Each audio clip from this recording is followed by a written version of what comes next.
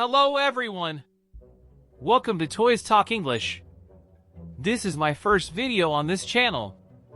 On this channel, we will learn English together.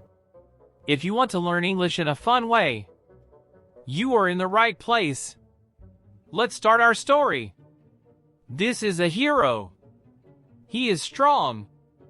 He is kind. He helps people. The hero walks in the forest. The forest is quiet. The hero looks around. He hears a sound. The hero sees a bear. The bear is small. The bear is scared. The bear is in trouble. The bear cannot move. The hero stops. He looks at the bear. The hero thinks, should I help the bear? Is it dangerous? The bear looks sad. The bear needs help. The hero is not sure.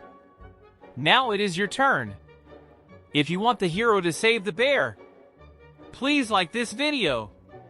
Please write a comment. Do you think the hero should save the bear? Write your answer in the comments.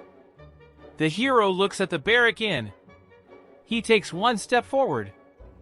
Then he stops. What will he do? This is the end of today's story.